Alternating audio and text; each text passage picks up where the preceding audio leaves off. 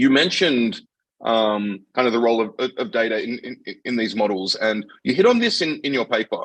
But I'm interested if you could speak to what you've seen with respect to the differences between, I suppose, the data-centric machine learning paradigm and the model-centric. And this comes back to your point about what's taught in textbooks and what's taught on, I suppose, online, on like all the competitions we do and that type of stuff also.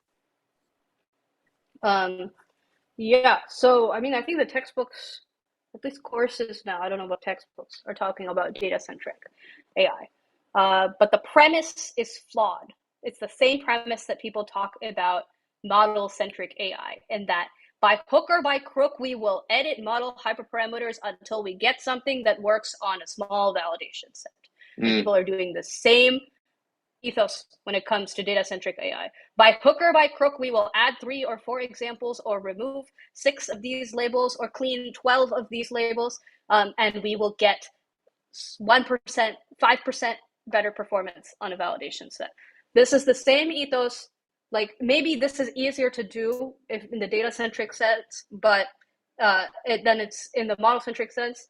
But we found in the interview study that this is not at all the way to get lasting wins, right? You want to get a win that lasts beyond the initial validation. And we talked about this thing in the section around experimentation, where you want to find ideas that lead to huge gains in the first offline validation because there's diminishing returns in successive stages of deployments. Like in the offline validation stage, if you get a 15% boost, or I don't, that's kind of high, but if you get like 5% in the third stage of deployment, later on, it's only going to be like 0.5%. So account for these diminishing returns as you go down. All of a sudden, like now that changes the way you think about your experiments. Like, what can I do to bring long-term gains, right? It's not about editing the view of data that I'm training my model on.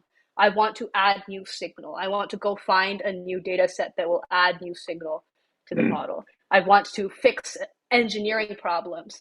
I want to add data validation so I don't retrain on corrupted data. Like, these are the big wins that give you the long-term boost, right? Over the, I hesitate to like preach about data-centric AI in the way that it's taught. Yeah. I don't love it, but